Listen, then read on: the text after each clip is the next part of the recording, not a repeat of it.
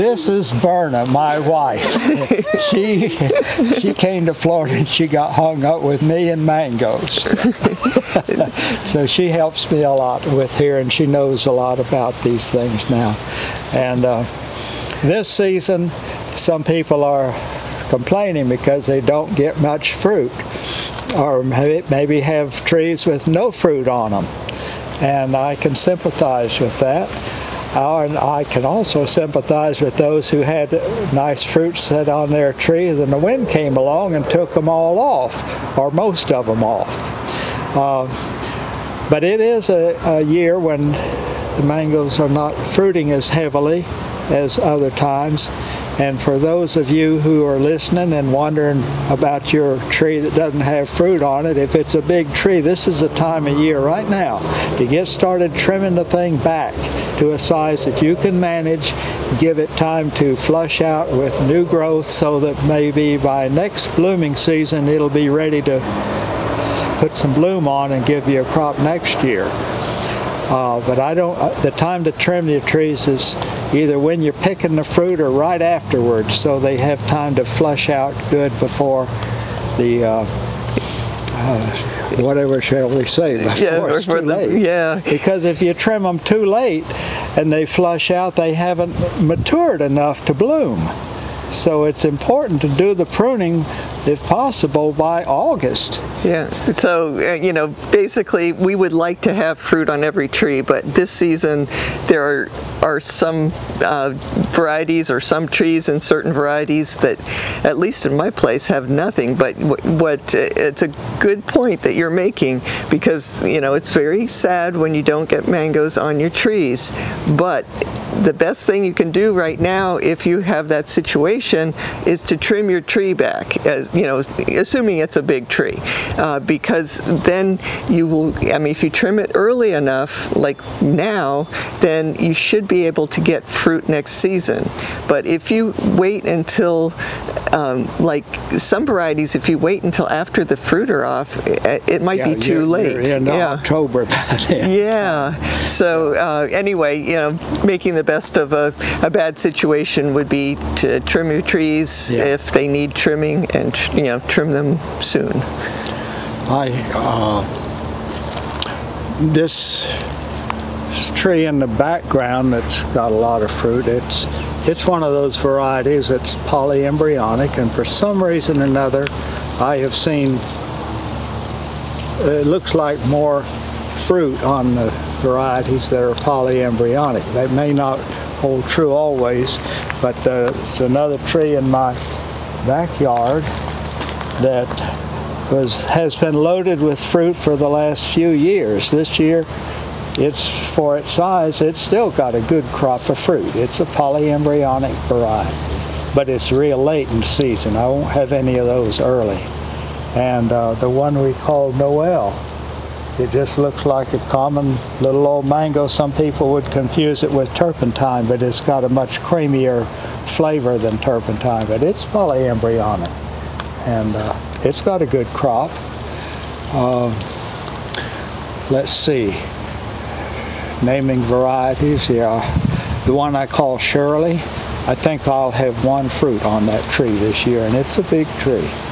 Well, hopefully it's a big fruit. It is a big fruit, but you know, what's a big fruit? Right. Maybe 2 pounds, or if they're 2 pounds and up, I would consider that a big fruit. Now, that one I send a picture to you of, it's right out there. If you want to have that in the background, we'll move over there so you can see what I'm talking about there. Yeah, let's go take a look. That sounds good. Okay. Everything's looking nice and green, and it's sort of the calm before the storm, but everything looks nice.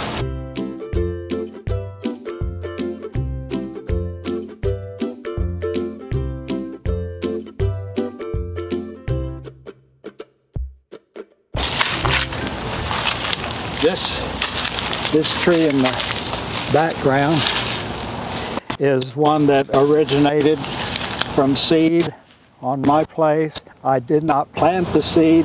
It grew up under a kip tree That's been quite a few years ago, and it grew real tall, and when it first fruited, they were definitely out of reach, but I was impressed with the uniform size and the general beautiful appearance of them. Yeah, nice blush. So I've saved that variety in different places until I finally decided, since I'm not supposed to have a sign out here to advertise that I have mangoes, I would graft that onto this stump, and that would be my sign. And this year at least I have it so that they're showing off their beauty. Other years I lost most of the fruit due to wind blowing them off. I call it Victoria, or name for it. I'm not particularly excited about its flavor. It's just a mild flavor, and but it's not fibrous. And for persons that like to eat unripe mangoes, I think that one's going to be pretty good as an unripe mango to eat with, however they spice it up, because right, yeah. I will say I don't think too highly of it as a especially good flavor, but it is a pretty nice big mango, and it's not fibrous, and I just use it for my sign. But eventually there may be people that like it and want a tree, like it for their own use. Yeah, it's good advertisement for sure. It is. This year is an exceptional crop, where other years the crop got blown away for some reason or another. So that's my experience with that one. What else can I say? Down here I see there's a Valkyrie that has a few fruit on it. Not many, but last year it was loaded. Had a good crop last year, but not this year. Amy is a variety I have over in my yard. It's behind us now. We'll have to move if you got a picture of it. But it has a few fruit on it this year, but last year it didn't have any fruit that I recall. Do you recall, Verna, having? I don't think it had any last year, but this year it's got a few on it. My pickering they're doing quite well. I did cut down one of my big pickering because we had a surplus of them, and I wanted space to work around where that tree was growing. So I cut it back severely, so I won't get any fruit from it this year, and maybe I will next year. And now my Dupree tree was growing so vigorous 2 years ago. I took about, I guess it was at least 30 feet back off the top of the thing. So it was just too tall to safely be able to reach the fruit. Yeah, absolutely. When you're on a 16-foot ladder holding an 18-foot pole, it's not a safe way to pick fruit. No. So, but last year we got a very light crop on it, but this year I did count about 40 fruit, but they're not all going to stay on there until they're mature. I just know how it goes, because there's little fruit that have things wrong with them, and they drop before they ripen and are good. So I'm not saying how many fruit we'll have. You don't want to count your chickens before they hatch. Yeah. You know. So what else can I talk about? So is your mango season starting later than normal, do you think?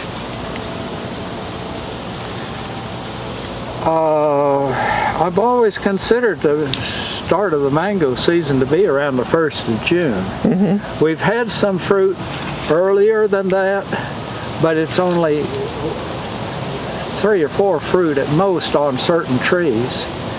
And you know, there's other creatures that like mangoes besides humans.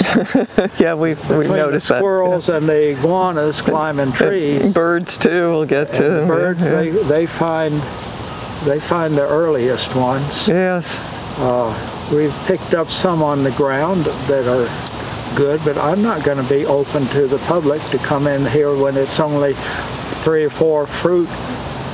You know, right? Yeah. We'll have a big fight over what's left. I don't want that. So what's your guess as far as when you will open for business? You think it'll be June 1st? I think I'll have fruit ripening that'll be representative of the variety in 2 weeks. That'll put it into the first part of June.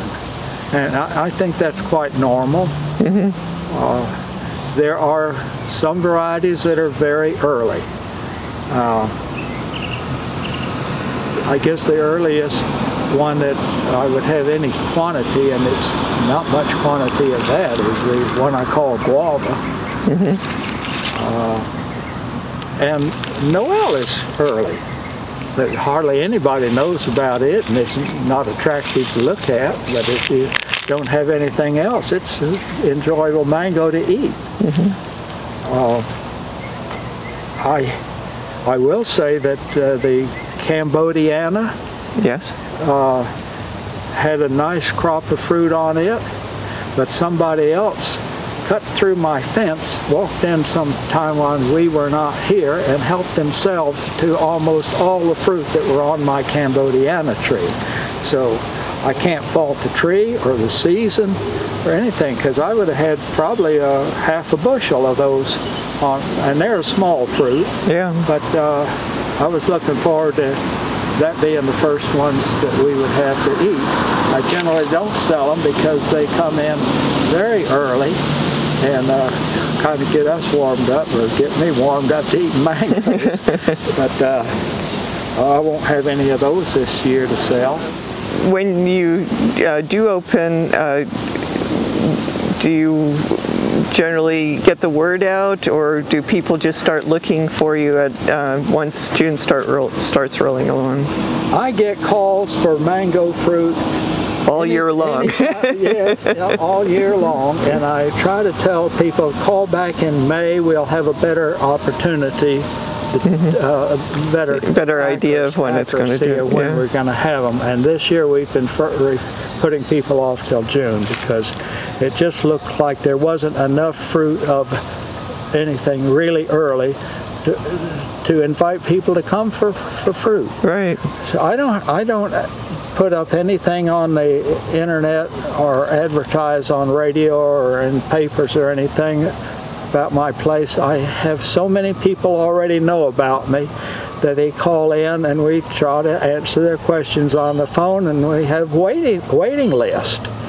So I don't have enough fruit to go around for everybody, and that's a sad thing to be. That's how it appears to me. But if persons want to call, we try to answer if our phone system is working good enough. Yeah, you always want to have the exact amount of fruit for the customers that come, you know, like no leftovers and you don't run out too soon, but it's sort of just a wish. We try to have the fruit ripening on the tree before we start picking. And so we don't make a mistake in picking fruit that somebody wants to ship because it's green, but when it was picked so soon that it begins to spoil. And if they're picked too soon, they will spoil around the stem first and then work down into the seed, and it's disappointing. Right. Yeah. So we rather have fruit get too ripe on us, I guess, than to pick them too soon. Now in this particular variety here, I'm going to start selling that to persons that want to eat unripe fruit, because it's pretty when the sun shines on it, and in this stage it's got a pretty red color, but when it reaches a maturity that it will ripen, it will lose that reddishness and become more just a beige color. And then they can be picked, and they will ripen over a period of maybe 2 weeks, 10 days to 2 weeks. But if you leave them on till they ripen on the tree, they will ripen around the seed first and be rotten inside like a kit would do. So I think it's a kit seedling, but it's going to serve my purpose here for a sign. Yes, absolutely. Good advertisement. Let me see. If there's is pretty productive. The original tree, I cut it back, it was too high. But before I cut it back, I grafted another tree of it, and when it first year it was big enough to fruit, I had to prop it up, and I put a forked a limb underneath it, but the fruit was so heavy, it broke the tree right where the prop was, and all the fruit that were on it then was off, and it wouldn't become tree ripened. But they had been on there long enough that I sent a box of them up to my son, whose name is Victor, or one of my sons is named Victor. And he said they ripened up and they enjoyed them thoroughly. Oh, great! So I'm glad for that. Yeah. But that tree, it was too much competition around it, but at least it was a place for me to see how it produced in another location not on its own root, but as a grafted tree. And I know it's a good producing variety.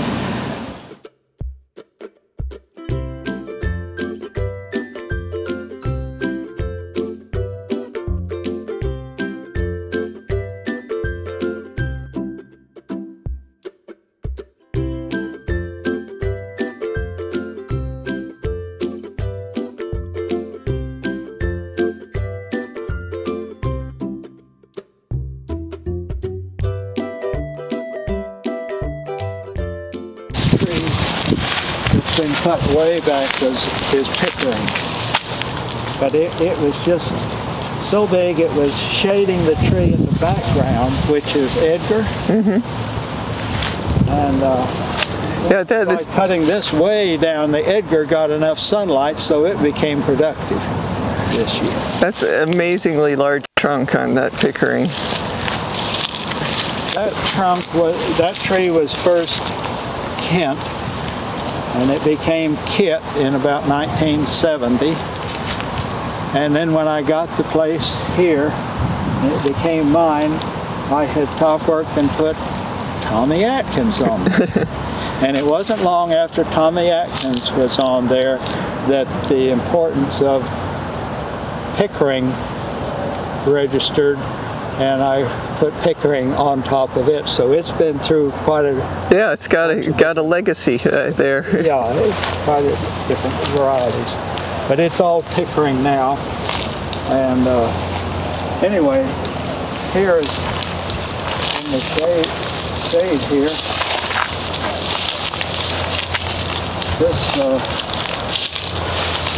This tree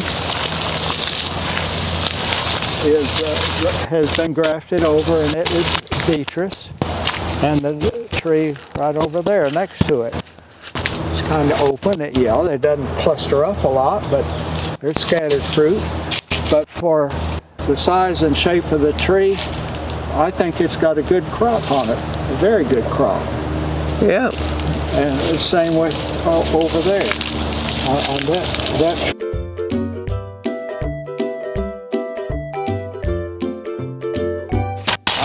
Go through and count by number. I'm sure a person would get more than 50 if they started counting around on there.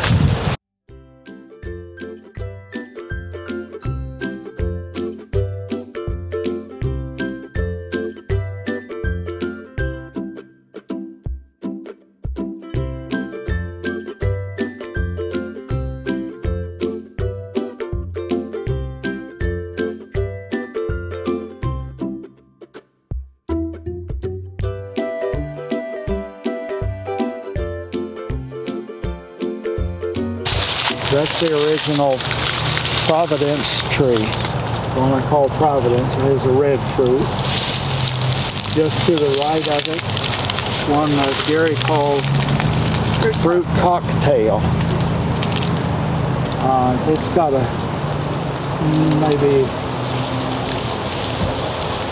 half a dozen fruit. There might be a half a dozen fruit from it. Beside it is the little small fruit that they call Gary.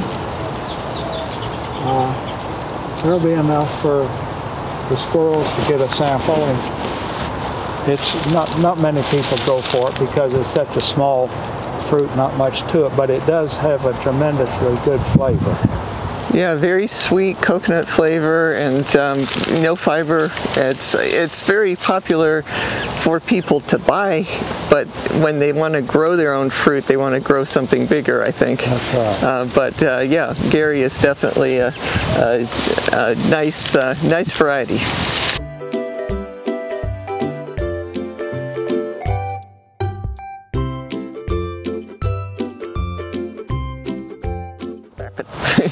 So thank you, Walter and Verna. It's been a pleasure to see you, and thank you for showing us all of your mango trees, and things are looking very healthy, and some of the trees have a fair amount of beautiful fruit on them. So I hope it's a good season for you. Thank you very much. It's like a little bit later start, and so if you are wanting to stop by and buy mangoes, make sure you call first, and we will put that phone number in the description so that you will have the right number to call and get some information before you come and buy your mangoes here. And we're always closed on Saturday, so they can bear that in mind too.